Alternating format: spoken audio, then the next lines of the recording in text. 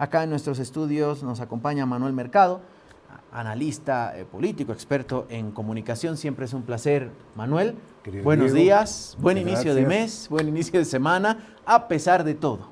Lo ¿no? mismo para ti, un saludo muy grande, los mejores deseos para ti y para toda la gente que nos sigue por Piedra, Papel y Tinta. Gracias, Manuel. Y desde Santa Cruz, Daniel Valverde, también analista político, nos acompaña esta mañana. Daniel, ¿cómo está? Buenos días, acá Manuel Mercado, Diego Montaño, los saludamos desde La Paz. Muchas gracias por la invitación, Diego. Un cordial saludo para usted, para Manuel y para todos quienes siguen este programa tan importante, tan interesante y necesario, creo, para un poquito medir la temperatura actual del país. Así que nuevamente me siento muy privilegiado por la invitación.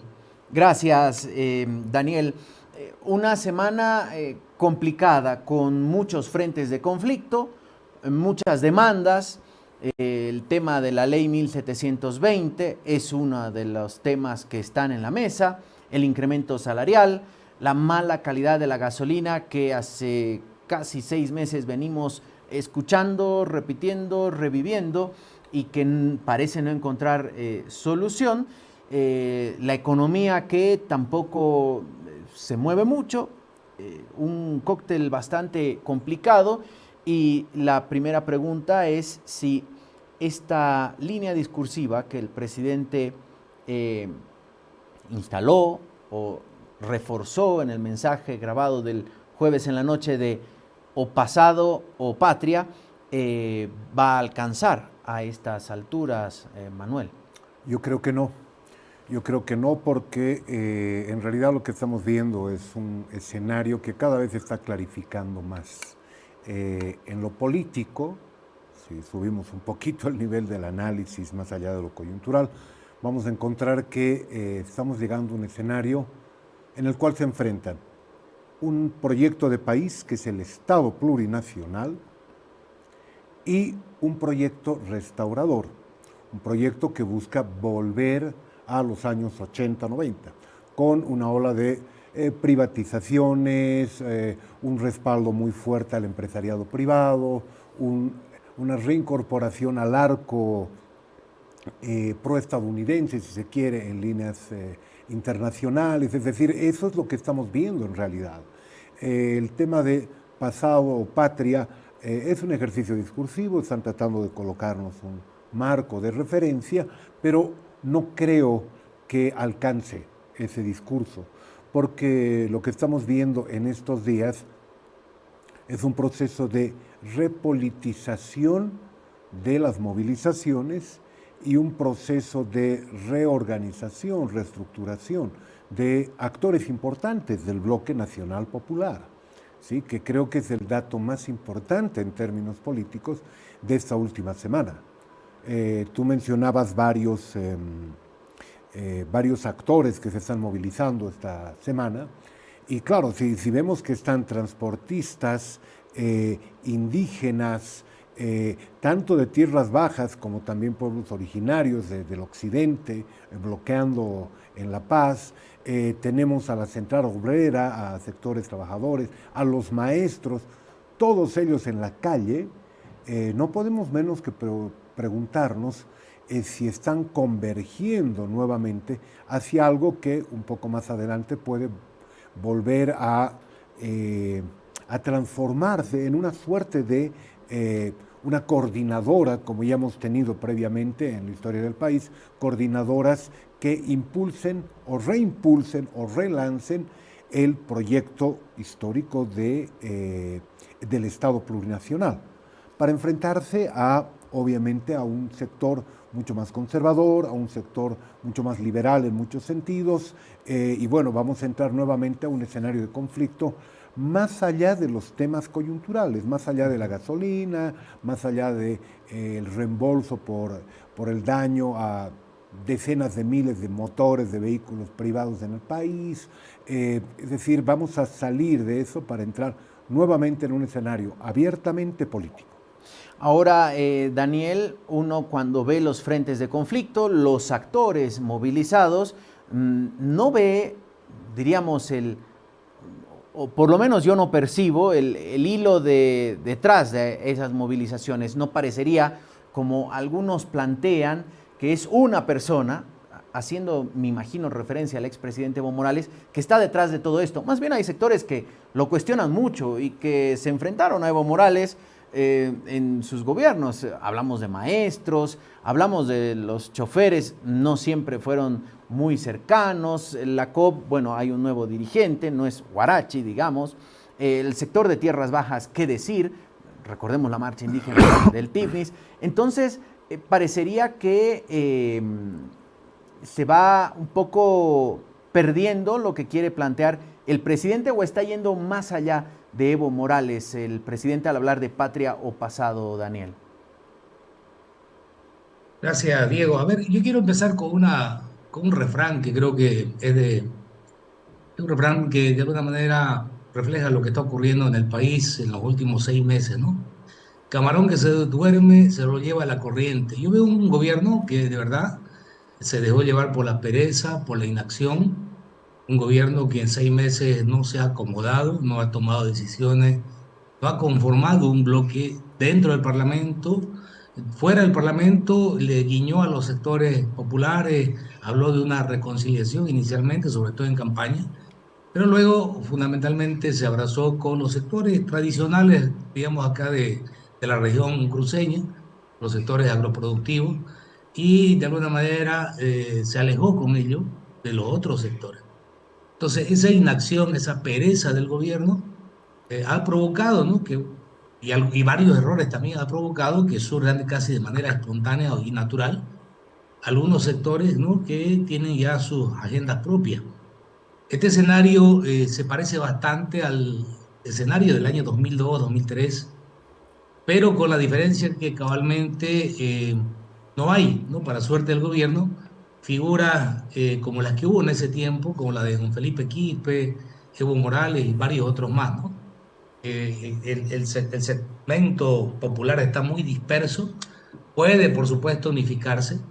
Creo que todavía no tendría la suficiente ni fuerza ni legitimidad como para provocar un derrumbe del gobierno, pero el tiempo puede seguir erosionando a este gobierno que ha pecado, vuelvo a reiterar, por inacción, no, no hay iniciativas, ha pecado por falta de transparencia, Diego, ¿no?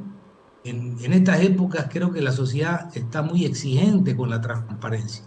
El tema de yacimientos y la gasolina llamada basura le ha erosionado, ¿no? Todo lo que había logrado acumular fruto de su elección y de alguna medida que fue acertada, como levantar la subvención de los hidrocarburos, que fue aceptada además por el universo de la población boliviana, pero no ha podido salir airoso, ¿no? De este conflicto o de este problema. Ha dado una serie de explicaciones todas contradictorias y eso más bien ha generado un efecto negativo en la credibilidad y en la confianza de la población sobre el gobierno. Sumado a ello, y está en el pliego petitorio de la Central Obrera, me sorprendió que esté como un pedido, el tema de las 32 maletas, ¿no? Es otro tema que también, ¿no? Complica al gobierno. Las declaraciones del ministro de gobierno de hace unos días atrás con una periodista fueron realmente sorpresivas, ¿no? Lo mínimo que uno puede decir si no fuera otra cosa. Entonces, yo creo que lo que está viviendo hoy día el país es fruto cabalmente de esa pereza que tiene el gobierno, porque hay temas que los debió además tratar y socializar. Esta marcha que está llegando a la ciudad de La Paz desde Pando, Cobija, es una marcha que el gobierno pudo evitarla, socializando ese proyecto de ley, demostrando a todo el país los beneficios que podría tener esta ley, que obviamente, como toda ley, no es perfecta, pero podría ser perfectible. Pero la usó en campaña, porque si el gobierno también cometió otro pecado, Diego, abocarse en estos últimos 3 meses a la campaña política y de descuidar sus labores de gobierno, sus labores cabalmente de concertar, pactar, socializar las normas. Entonces, eso se pudo evitar. Y este otro tema, ¿no? De la descentralización o del 50% de los recursos, está generando también una serie de inquietudes, ¿no? O de repudios también, porque hay que vemos que los maestros desconfían, el sector salud desconfía, y es porque el gobierno no ha aclarado todavía la magnitud ¿no? Lo mantiene como si fuera eso un secreto de Estado.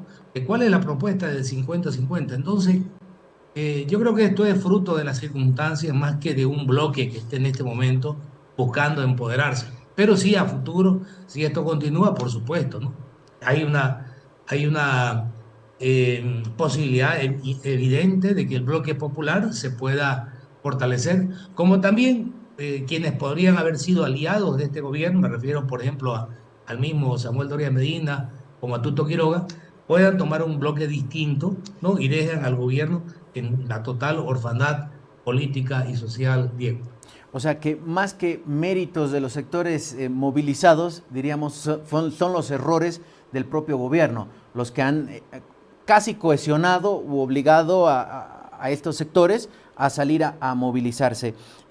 Mucho se ha hablado del aspecto comunicacional, que había una falla del gobierno en la comunicación. Y la pregunta es si a estas alturas el problema es la falla de comunicación o falta de actores políticos en el gabinete, porque al parecer el único con trayectoria política es Tuco Oviedo, el ministro de gobierno, y no hay más de articuladores. Los otros pueden tener un gran desempeño en otras áreas, pero en el ejercicio del gabinete político parece que está faltando algo. ¿Tú qué consideras o fallan las dos? Fallan las dos, pero una depende de la otra. Cuando tienes gente que tiene experiencia en política en Bolivia, en nuestro país, rápidamente se da cuenta de que lo más importante es dialogar. Lo más importante es escuchar a la calle. En Bolivia no se hace política a nivel nacional solamente en la Asamblea Legislativa o en la Casa Grande del Pueblo, se hace en las calles. Se hace buscando dirigentes, convocando reuniones, oyendo demandas, es decir, buscando el otro rostro de la comunicación. Comunicar no es decir, no es pintar, no es repetir. Comunicar es un proceso que implica esencialmente oír. Y eso es algo que no ha estado haciendo el gobierno.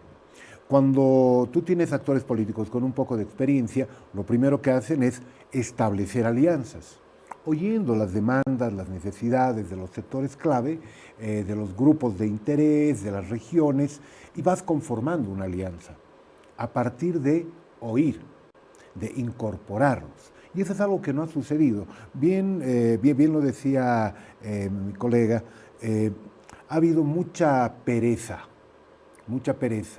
No ha habido esa voluntad de acercarse a la gente, paradójicamente a la gente que votó por el gobierno de Paz Lara. No ha habido esa voluntad de sentarse, establecer una agenda, buscar acercamientos, discutir los proyectos. Ya no sé cuántos decretos son los que ha tenido que tumbar justamente el gobierno por no haber consultado previamente, ¿sí? Y es probable que se vaya a tener una situación similar con la ley 1720. Porque si bien hay intereses muy poderosos de la agroindustria, especialmente de la agroindustria cruceña, pero también de otra agroindustria del extranjero, ¿sí? Porque se avance en esta ley, también hay una respuesta muy fuerte, que es de carácter política acá en el país. Entonces, no sabemos qué es lo que va a pasar con esa ley, pero obviamente eso muestra un déficit de comunicación, no solamente de hacerse entender, sino de también aprender a oír. Y esa pereza, que es política y es comunicacional, ¿sí? Es lo que está marcando un momento de amplio debilitamiento del gobierno, de alta conflictividad social y que como resultado, obviamente, de todos esos errores, están generando las condiciones para que haya un lento proceso de articulación en los sectores populares. ¿Sobre qué se están articulando? Esencialmente sobre los errores y sobre las fallas que está teniendo este gobierno. Daniel, falla de comunicación, falta de políticos en la gestión, tomando en cuenta que también hay, diríamos, ciertos hilos que se les está yendo. Por ejemplo, el pasado jueves, parte de la bancada del Partido Demócrata Cristiano dio una conferencia de prensa en la que presentaron un proyecto de ley para abrogar la ley 1720. Se escabulleron, así nos contaba una de las diputadas, en el acto en Palacio Quemado, al que no fueron invitados, y le quisieron entregar al presidente, pero el presidente no lo lograron alcanzar, y se le entregaron al ministro Lupo. Es decir, hasta en casa hay alguna falta de coordinación. ¿Cuál cree por dónde están yendo los errores del gobierno, Daniel? A ver, yo, Diego, anoto, y es muy evidente, una falta absoluta de actores que tengan la capacidad de tejer acuerdos políticos, ¿no? No hay actores, no hay un gabinete político, no hay tampoco una nueva narrativa, no hay un norte, una brújula que diga este es el rumbo que debemos tomar y sobre esa base actuamos políticamente. El gobierno está actuando de acuerdo al libreto, ¿no?, que le sale cada día o reaccionando a las situaciones de cada día. Y eso es de verdad muy complicado, sobre todo si se trata de un gobierno que se supone es de reconciliación, es un gobierno de reconstrucción, de rediseño estatal, ¿no? Entonces, si no hay la capacidad de articular, ni siquiera internamente, ¿no? Porque un grave error del gobierno haberlo prácticamente sepultado al vicepresidente cuando creo que en el buen sentido lo pudo usar, ¿no?, como un actor, ¿no?, de diálogo con determinados sectores. Entonces, ha comenzado a divorciarse de los sectores con los que el gobierno tiene que sostenerse y tiene que actuar políticamente. ¿Cómo ganó Rodrigo Paz la elección? Haciendo relato político, haciendo cabalmente diálogo político, encarándose o dialogando cara a cara con los distintos sectores de las regiones más marginadas, ¿no?, más alejadas, ¿no?, de los centros urbanos. Y por supuesto también en los centros urbanos con los sectores populares. Entonces, el presidente un poco está desconociendo su propio camino y no está teniendo quienes lo acompañen, ¿no? Y está él ya incurriendo en una especie de, eh, de desgaste, ¿no? Mira, un ejemplo que te voy a dar, Diego. La palabra patria, que es tan intensa para nosotros, es usada con tanta frecuencia y de manera a veces sin sentido, que ya la han desgastado, ¿no? Entonces creo que ahí mismo no puede encontrar esa falta de norte político del gobierno y la falta de actores políticos, gente que tenga recorrido, alguien decía, horas de vuelo, ¿no?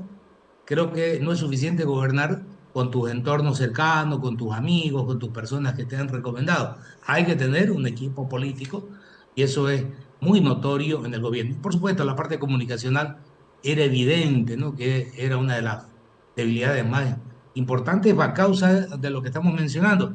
¿Quién sabe? El nuevo vocero político vaya un poquito a paliar esa situación, una persona que maneja mucha información y creo que tiene esa capacidad de articular, pero tampoco será suficiente, ¿no?, mientras el gobierno no reconduzca y establezca ese norte, ese nuevo relato, esos acuerdos, ¿no?, y ese espíritu de reconciliación que necesita el país.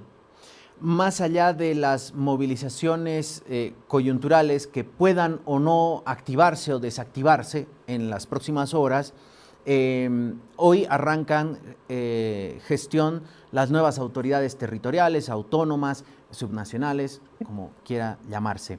El gobierno apostó por sus candidatos, le fue mal en muchos territorios.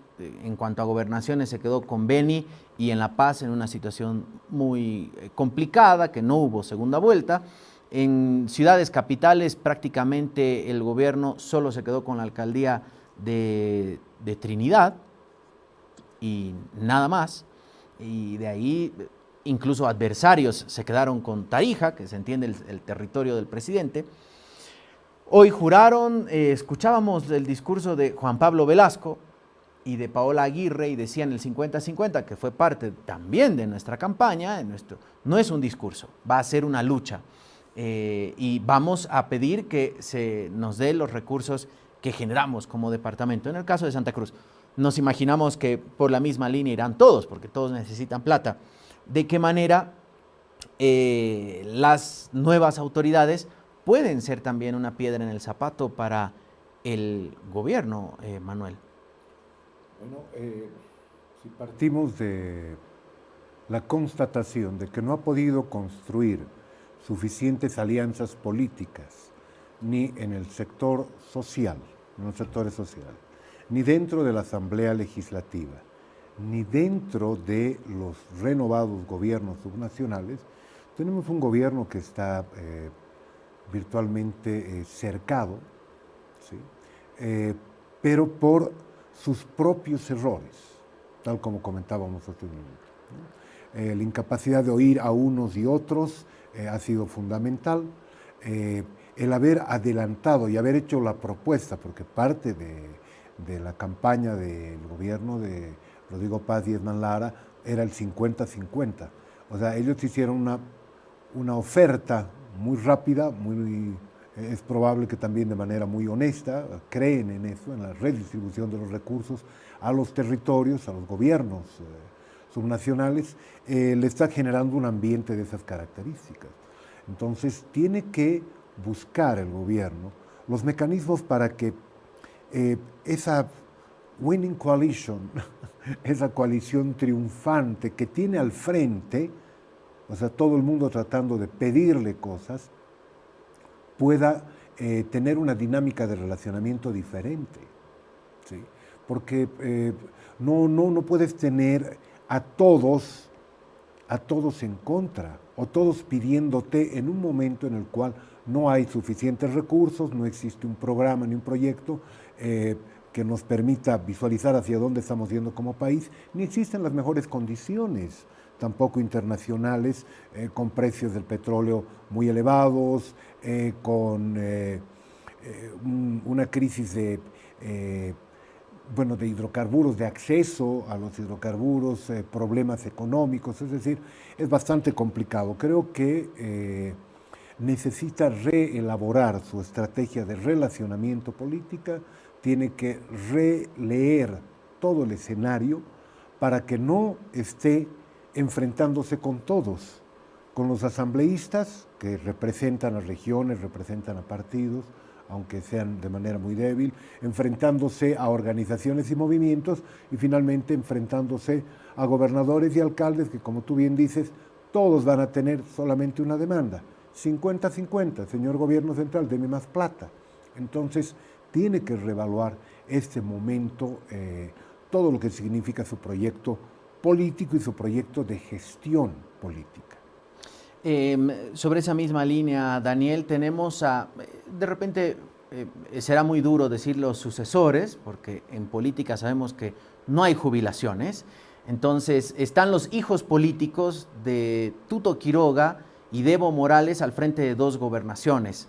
Tenemos a una gobernadora revelación, en el caso de Tarija, que es el territorio del presidente, con un Mario Cosío que seguro tiene también su propia agenda y está allí detrás, diríamos, otra hija política, sin que esto suene a peyorativo, pero digo, son parte de las filas de cada uno de estos liderazgos que tienen una proyección nacional en mayor y menor medida y que ahí estarán ansiosos por ver ciertos errores y ciertos cálculos que me imagino empezarán a mostrarse de acá en adelante, Daniel.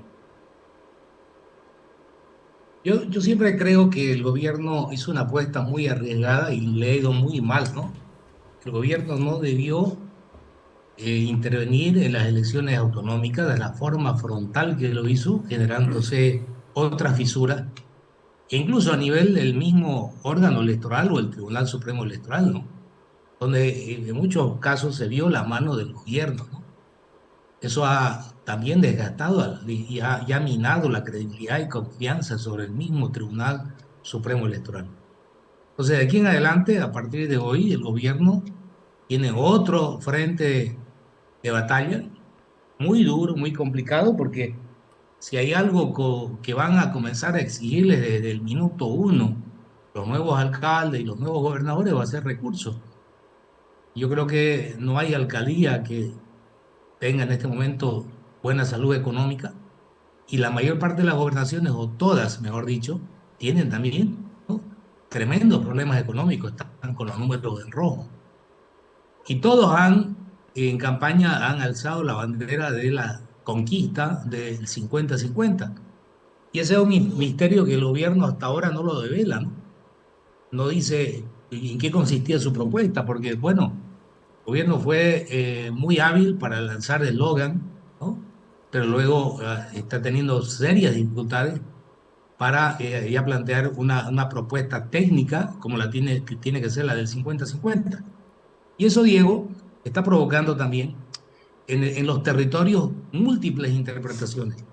Si uno mira, por ejemplo, la propuesta de Juan Pablo Velasco, que plantea llegar al 50-50 vía reestructuración de la coparticipación tributaria, es decir, que los gobiernos departamentales tengan también un porcentaje de participación en la recaudación de los 5 o 7 impuestos nacionales, además de que se cree un fondo solidario autonómico, dice en su propuesta. La escucha a la gobernadora de Tarija, ella tiene un criterio muy distinto. Y, por ejemplo, ella es la primera que se opone a que el gobierno le transfiera la responsabilidad y los recursos sobre salud y educación, porque dicen, eso sería un engaño, no vamos a llegar así a 50-50. Entonces, van a presentar otra propuesta.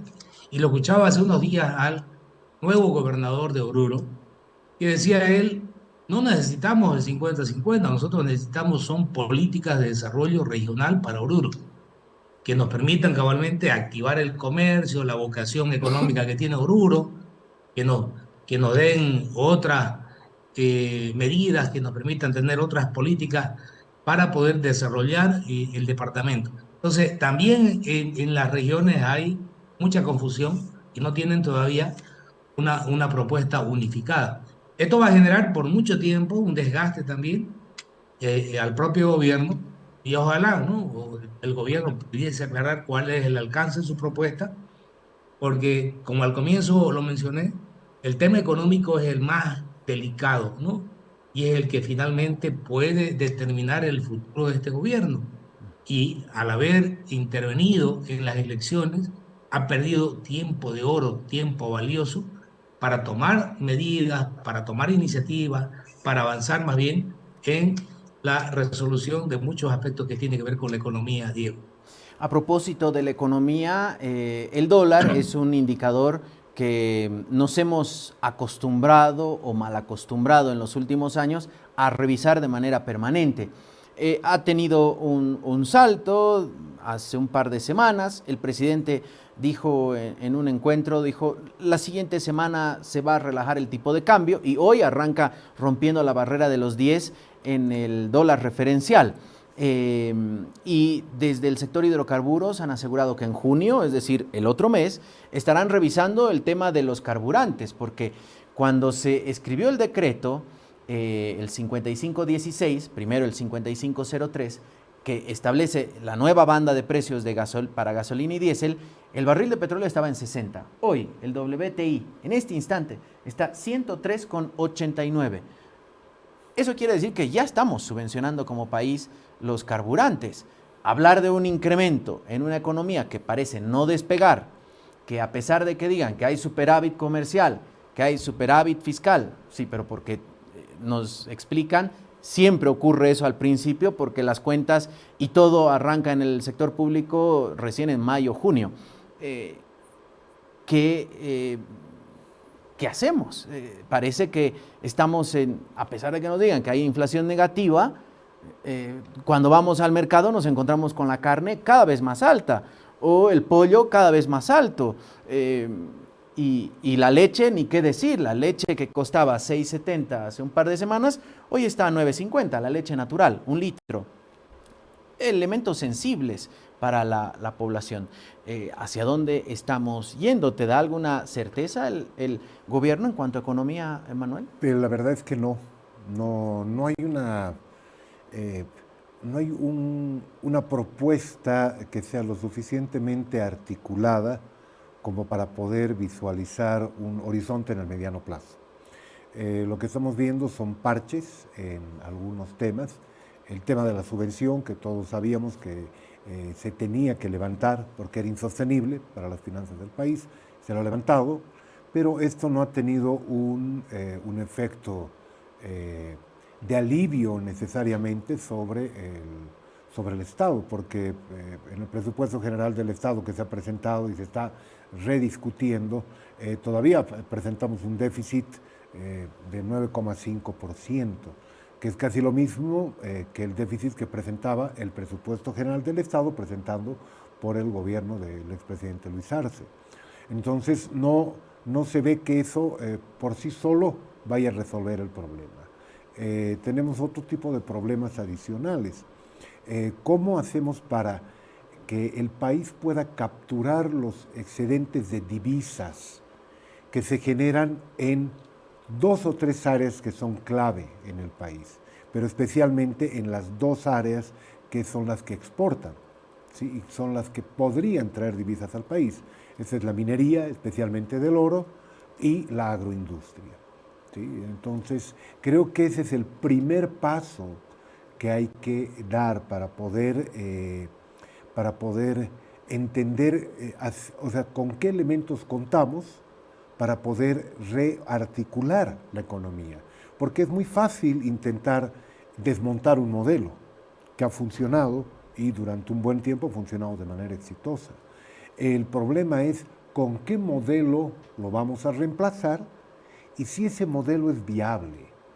Y hasta este momento no estamos viendo ni el modelo completo ni la viabilidad de las medidas sueltas que se han tomado. Sí, o sea, seguimos teniendo problemas con la provisión de hidrocarburos, definitivamente, o sea, no solamente en cuanto a la provisión, sino en cuanto a la calidad de los hidrocarburos. Seguimos teniendo problemas con la escasez de dólares, ese veranillo que hemos tenido hace unas cuantas semanas atrás, de que los que tienen tarjeta para hacer compras en el exterior o al exterior van a tener una mayor cantidad para disponer, parece que no es suficiente. Los dólares nuevamente escasean y están caros.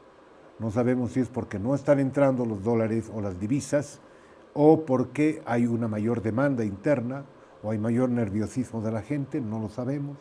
Entonces creo que es un momento en el cual es necesario discutir con claridad a qué modelo le está apostando este gobierno.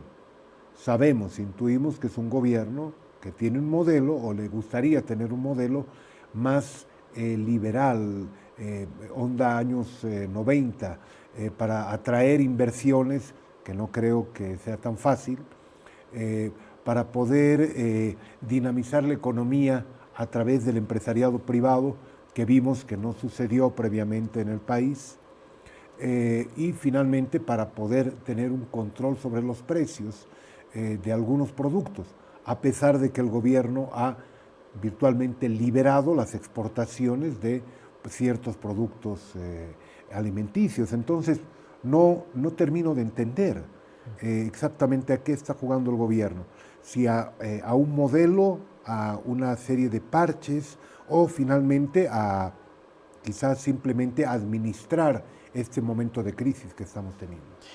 Daniel, ¿usted en este contexto tiene una claridad de hacia dónde va el gobierno? Porque al parecer el desburocratizar o el liberar de algunas presiones, ya sean fiscales o laborales, para atraer la inversión extranjera, no es algo que necesariamente funcione, porque si no, veamos en el vecindario, el gobierno de Javier Milei ha desregulado muchos aspectos, y por primera vez en 22 años, algo inédito, no se veía una desinversión extranjera de más o menos 1.500 millones de dólares, cerró el 2025 en cifras negativas, 1.500 millones de dólares de inversión extranjera que dejaron la Argentina, que se entendería es el paraíso, porque así lo vende el gobierno de Milei, de la liberación de la economía.